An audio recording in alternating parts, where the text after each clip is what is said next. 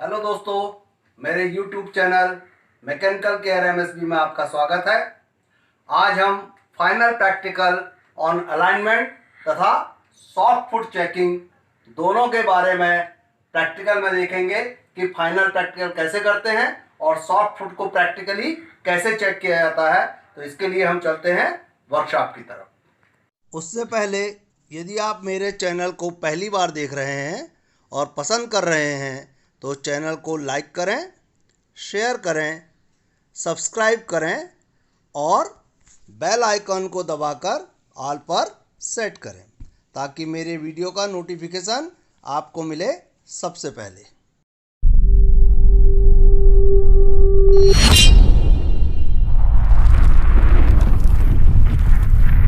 Alignment करने के पहले हमको ये बात का देखना है कि कहीं हमारे इसमें सॉफ्ट फुट तो नहीं है, जिसके लिए हमने देखा है कि एक तरीका है कि सबसे पतली जो सिम है हमारी, इसको हम डाल के देखते हैं। तो हम देख रहे हैं कि ये नहीं जा रही है। यहाँ भी हमने देखा कि ये नहीं जा रही है, इधर से भी हम देख रहे हैं कि ये नहीं जा रही है और यहाँ भी हम कर रहे हैं कि ये नहीं जा रही है। इसका मतलब हमारा यहाँ पास किसी भी प्रकार का सॉफ्ट फुट नहीं है। दूसरा तरीका ये है चेक करने का कि सारे ये हम टाइट कर दें फुल और उसके बाद एक एक करके डायल सेट करें और एक एक करके यहाँ इसको खोलें। यदि हम इसको ढीला करते हैं तो हम देखते हैं कि ये बिल्कुल भी खसक नहीं रहा है, पॉइंटर जो है, या 1-2 डिवीजन का खसक रहा है। इस तरीके से चारों में हम सेट करते हैं और फिर देखते हैं कि ये डिफरेंस आया कि नहीं आया। यदि आ रहा है तो वहाँ सॉफ्ट फुट है, पहले उसको हमको रिपेयर करना है।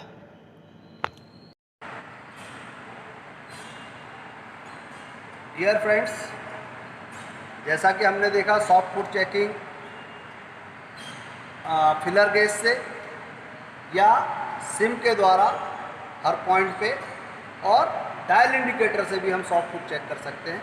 इसी तरह यदि लेज़र का यूज़ करते हैं हम तो वह खुद कैलकुलेट करके हमको दे देता है कि किस पैर में कितना सॉफ्ट फुट है। सॉफ्ट फुट रेक्टिफाई करने के बाद जो है हम यहाँ पास रफ अलाइनमेंट के लिए स्टैंडर्ड स्टील रूल का यूज़ करते हैं। यदि टॉप में लगाने के बाद यहाँ पास इस तरह का गैप आ जाता है तो इसका मतलब कि ये एंगुलर मिसअलाइनमेंट भी है और साथ ही साथ ऑफसेट या पैरेलल मिसअलाइनमेंट भी है। यदि ये कंडीशन हमको यहाँ प्राप्त होती है तो इसका मतलब ये पीछे से हमको और उठाना है और साथ ही साथ दोनों जगह सिम लगा के इसको अप भी करना, मीन्स पैरेलल भी लिफ्ट करना है और एंगुलर यहाँ पास ज़्यादा है इसलिए पीछे ज़्यादा सिम और आगे कम सिम लगा के इसको लिफ्ट अप करना है। इसी तरीके से हम यहाँ 270 डिग्री पर या 9 बजे चेक करेंगे। यदि ये दोनों कम ज़्यादा हैं तो उसके हिसाब से हम इसको इस तरह या इस तरफ खसकाएंगे और एंगुलर सेट करेंगे। मीन्स इस स्केल से हमको टॉप में और यहाँ हॉरिजॉन्टल, एंगुलर और पैरेलल मिसअलाइनमेंट यहाँ देख के हम इसको सेट कर देंगे और टॉप में रख के वर्टिकल ऑफसेट या वर्टिकल मिसअलाइनमेंट हम इस तरीके से सेट कर देंगे। दूसरा जो हमारा है प्लम्ब के द्वारा भी इसको हम यहाँ से गिरा के, ये प्लम्ब है सिविल वाले जो यूज़ करते हैं, इसके फेस पे रख के हम इसका एंगल चेक कर लेते हैं। यदि बड़ा है, काफ़ी बड़ी बड़ी कपलिंग है तो उसमें हम एंगल देखते हैं कितना टिल्ड है, उसके हिसाब से हम इसको सेट करते हैं। तीसरा ये फिलर गेज है, इसमें अलग अलग साइज़ के आते हैं, 100 mm, 150 mm, 300 mm, जैसा हमको रिक्वायरमेंट होता है उस हिसाब से देखते हैं। इससे हम इसके बीच का एयर गैप चेक करते हैं जो कि एंगुलर मिसअलाइनमेंट को हमारे चेक करने के काम आता है। एंगुलर मिसअलाइनमेंट फास्ट करने के लिए हम वर्नियर कैलिपर का यूज़ करते हैं। इससे हम जल्दी 4 कॉर्नर पे चेक कर लेते हैं और एंगुलर मिसअलाइनमेंट कैलकुलेट करके फाइनल करते समय हम फिलर गेज का यूज़ करते हैं। कई बार फिलर गेज में जो है मार्किंग नहीं होती, ग्रेजुएशंस नहीं होता, उसके लिए हम माइक्रोमीटर का यूज़ करते हैं। ज़रूरी है कि जब 3-4 फिलर गेज एक साथ इसके अंदर यदि चले जाएँ, हमारी फीलिंग में आ जाए, तो उसको चेक करें हम माइक्रोमीटर से और हर बार फीलिंग हमारी सही होना चाहिए। उस समय इस बात का ध्यान रखना है कि हर लीफ जो है, इसकी जो पत्तियां हैं, उसके बीच न जंग लगा हुआ होना चाहिए, न डस्ट, न रस्ट, और न ही किसी प्रकार का कचरा होना चाहिए। नीट एंड क्लीन होना चाहिए, उसको हमको चेक करना चाहिए। इस बात का ध्यान रखना है। उसके बाद जो हम फाइनल जब सिमिंग करते हैं तो ब्रास की और एसएस की नई सिम का यूज़ करना है। रस्ट लगी हुई सिम का यूज़ नहीं करना है, या लोहे की सिम का यूज़ नहीं करना है, नहीं तो केमिकल रिएक्शन होगा और रस्ट लगेगा तो इसको कुछ दिनों के बाद, कुछ महीनों के बाद इसमें मिसअलाइनमेंट या वाइब्रेशन चालू हो जाता है। तो जिस तरीके से ये आप देख रहे हैं कि ये बैंड सिम है, तो ऐसी बैंड सिम हमको नहीं लेना, बल्कि इसको सीधा कर लेना है। इस तरीके से हम सिम को सीधा कर लेते हैं। और बी केयरफुल, यदि पतली सिम जो कि 0.1 mm या इससे पतली है, उसको हैंडल करते समय हमको ध्यान से उसमें हैंडलिंग करना है, अदरवाइज ब्लेड की तरह वो हाथ को काट देती है।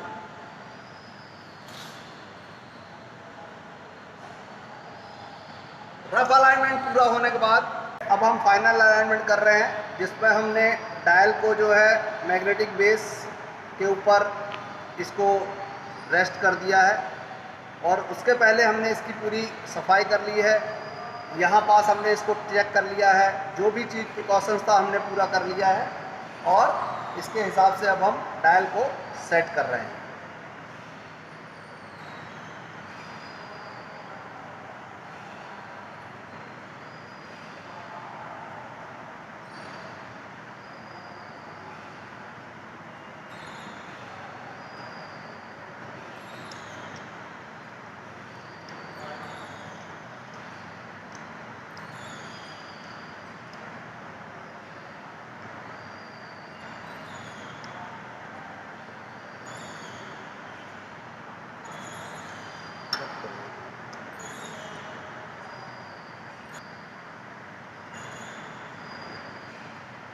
तो देखिए, इस तरीके से हमने डायल को सेट कर दिया है, जिसमें हम इंश्योर करते हैं कि ये हर चीज़ फुल्ली टाइट हो,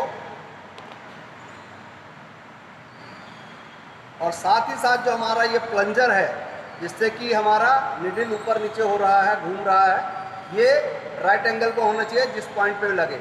ना तो ये ऐसा हो सकता है और ना ही ऐसा हो सकता है। तो इधर से हमने इंश्योर कर लिया कि ये राइट एंगल में है और फुल टाइट है, और उसके बाद इसको थोड़ा सा हमने प्रेशर दे दिया है। अब हम देख रहे हैं कि ये देखिए यहाँ, अब हम आपको सारी रीडिंग जूम करके दिखाते हैं। तो फ्रेंड्स देखिए, अब हमने जूम करके आपको ये पूरी रीडिंग दिखा रहे हैं। डायल हमने पूरी तरह सेट कर दिया है। इस बात पे ध्यान रखते हैं कि ओवरहैंग ना हो, सारे जो इसमें टाइटनिंग सिस्टम है वो सारे पूरी टाइप हो। बेंच को घुमा के हम इसको निडल को 0 में ले आते हैं।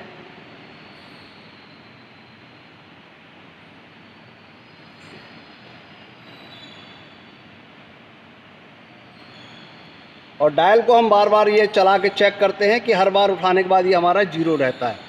उसके बाद हम यहाँ पास मार्किंग कर देते हैं, जो कि 12 o'clock की होगी। उसके बाद ठीक 90 डिग्री में इसके लेफ़्ट हैंड साइड में जो है वो 90 डिग्री होगा। बॉटम में एक मार्किंग करेंगे हम, जिसको कि 180 डिग्री बोलेंगे, और यहाँ पास 270 डिग्री का एक मार्किंग कर देंगे। इस तरीके से 12 बजे, 3 बजे, 6 बजे और 9 बजे की रीडिंग, या 0, 90, 180, 270 और 360 या 0 डिग्री का मेजरमेंट हम यहाँ पास लेंगे।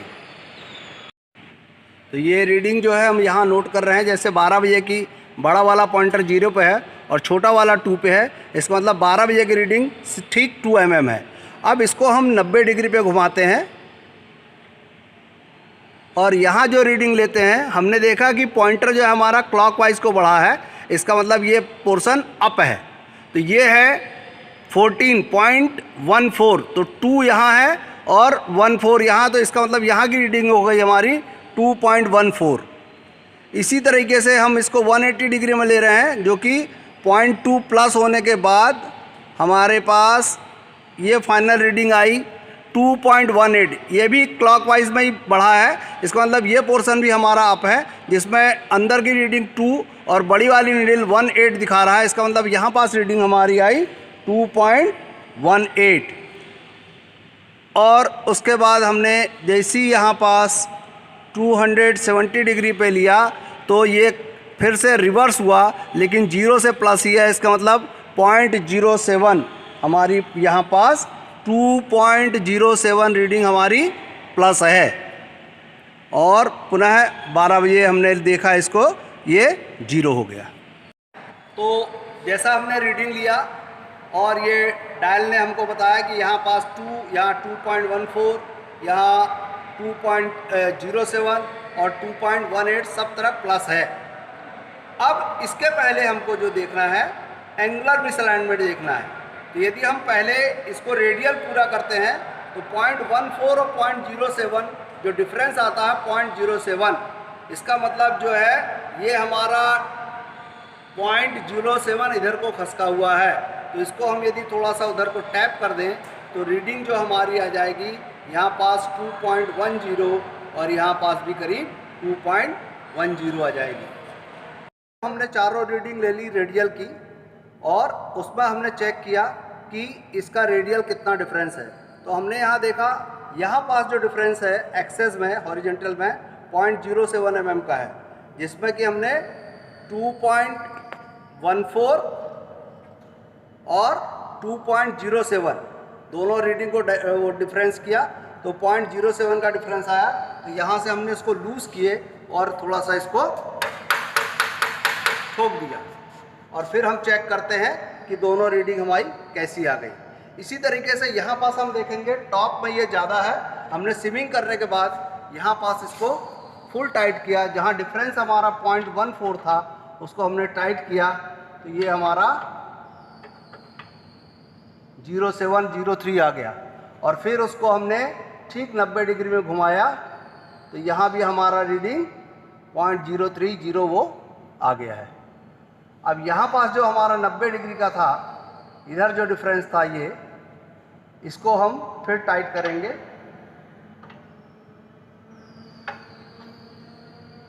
और यहाँ स्विमिंग पीछे का टाइट करेंगे तो ये ऊपर को उठ जाएगा और ये हमारा 0 हो जाएगा।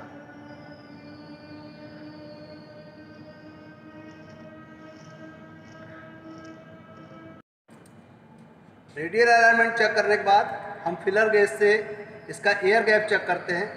तो यहाँ पास 90 डिग्री में इसका एयर गैप है 5.7 और 270 डिग्री पे हमारा है। ये थोड़ा टाइट हो रहा है तो एक सिम हमने नीचे कर दी, ये आ रहा हमारा 5.6। इसका मतलब जो है यहाँ पास रीडिंग 5.7 एयर गैप और यहाँ 5.6, तो 0.1 mm का डिफरेंस है। इसका मतलब ये है कि यहाँ पास 0.1 mm ये इधर को है, तो हम इसको थोड़ा सा यहाँ को ठोक देंगे और उसके बाद फिर हम चेक करते हैं। या इसको हमने यहाँ ठोका और फिर चेक किया हमने यहाँ पास, यहाँ 5.64 आ गया हमारी रीडिंग 5.64। और यहाँ भी चेक करेंगे हम तो यहाँ भी हमारी रीडिंग 5.64 आ गया। इसका मतलब हमारा रेडियल और साथ ही साथ हॉरिजॉन्टल जो अलाइनमेंट है वो सही हो गया। और वर्टिकल के लिए हम चेक करेंगे, यदि यहाँ डिफरेंस आता है तो यहाँ पास भी हमारा 5.64 है और नीचे 5.66 है।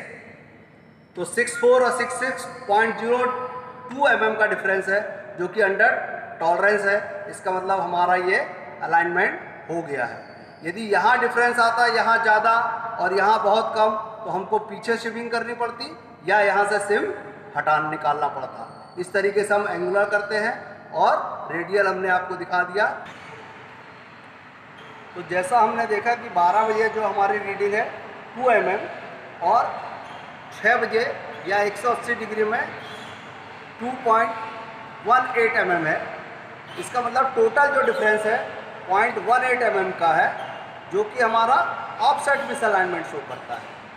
और एंगुलर में जो है हमको रीडिंग यहाँ पास मिली 12 बजे 5.64 और यहाँ 6 बजे या 180 डिग्री में जो हमको मिली वो 5.66। इसका मतलब एंगुलर 0.02 mm का डिफरेंस है, जो कि हमने अंडर टॉलरेंस मान सकते हैं इसको, और इसको हम अलाइन नहीं करेंगे। लेकिन जो वर्टिकल है, जो ऑफसेट या पैरेलल मिसअलाइनमेंट है, जो वर्टिकल में जो 0.18 का है, इसका मतलब कि हमको ये पूरा का पूरा दोनों तरफ सिम लगा के 0.09 mm ऊपर लेंगे तो रीडिंग यहाँ पास हमको मिलेगी 2.09 और नीचे वाली रीडिंग भी हमको 2.09 मिलेगी। इस तरीके से हम एंगुलर और ऑफसेट या पैरेलल मिसअलाइनमेंट दोनों को ठीक कर सकते हैं। जैसा कि अपन फिलर गेज से फेशियल चेक करते हैं और एंगुलर मिसअलाइनमेंट का पता करते हैं, इसी तरीके से हम लास्ट वर्ड डायल इंडिकेटर, एक डायल इंडिकेटर आता है जो बिल्कुल छोटा सा होता है, जो इसका पॉइंटर जो है वो 1 mm रहता है और 90 डिग्री पे ऐसे मूव करता है। उसके द्वारा उसको अंदर घुसेड़ के हम यहाँ लगा के और इसकी फेशियल रीडिंग चेक करेंगे, जिसके कारण हमको फेशियल रीडिंग जिसको बोलते हैं या एंगुलर मिसअलाइनमेंट, दोनों लास्ट वर्ड डायल इंडिकेटर से भी हम चेक कर सकते हैं। फाइनल हम इसको एक बार चेक करते हैं कि ये 0.04 पे है और मैक्सिमम 0.1 तक का इसमें ये देखिए ये डिफरेंस आ रहा है, तो इसका मतलब अंडर लिमिट है हमारा ये। Dear friends, thank you watching this video. यदि आपको मेरे वीडियो पसंद आ रहे हो, नॉलेजेबल हो, तो कृपया उसको सब्सक्राइब करें, लाइक करें, और जिस किसी को भी मेरे पिछले वीडियो देखना है तो YouTube में मैकेनिकल केयर MSB पे जाके सर्च करें और उसको सब्सक्राइब कर दें, ताकि अगले वीडियो भी आपको कंटिन्यूस मिलते रहें। और मेरे अगले वीडियो जो कि बेरिंग के ऊपर आ रहा है, तब तक के लिए आप इंतज़ार करें। Thank you very much, bye bye.